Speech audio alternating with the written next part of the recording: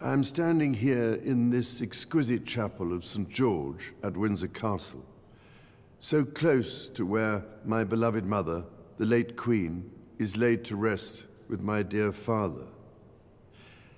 I am reminded of the deeply touching letters, cards, and messages which so many of you have sent my wife and myself, and I cannot thank you enough for the love and sympathy you have shown our whole family. Christmas is a particularly poignant time for all of us who have lost loved ones. We feel their absence at every familiar turn of the season and remember them in each cherished tradition. In the much-loved carol, O Little Town of Bethlehem, we sing of how in thy dark street shineth the everlasting light. My mother's belief in the power of that light was an essential part of her faith in God, but also her faith in people, and it is one which I share with my whole heart.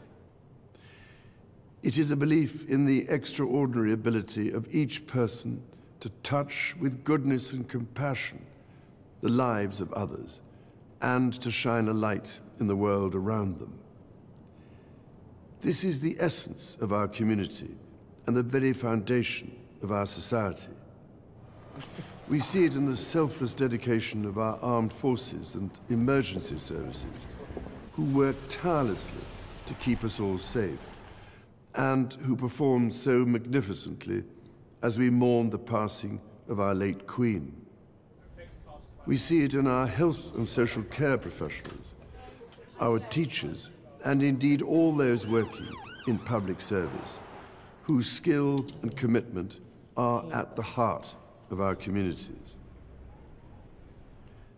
And at this time of great anxiety and hardship, be it for those around the world facing conflict, famine, or natural disaster, or for those at home finding ways to pay their bills and keep their families fed and warm, we see it in the humanity of people throughout our nations and the Commonwealth who so readily respond to the plight of others.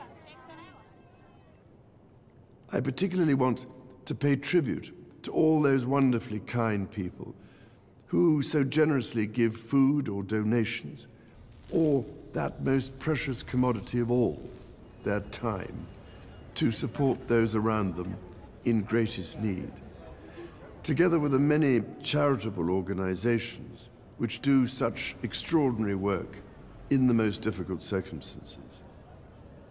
Our churches, synagogues, mosques, temples, and gurdwaras have once again united in feeding the hungry, providing love and support throughout the year.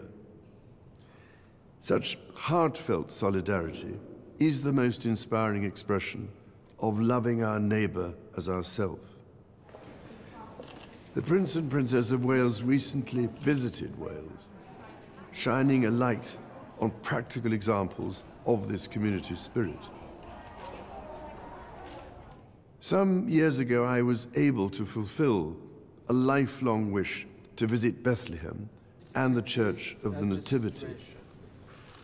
There I went down into the chapel of the manger and stood in silent reverence by the silver star that is inlaid on the floor and marks the place of our Lord Jesus Christ's birth. It meant more to me than I can possibly express to stand on that spot where, as the Bible tells us, the light that has come into the world was born. While Christmas is, of course, a Christian celebration, the power of light overcoming darkness is celebrated across the boundaries of faith and belief.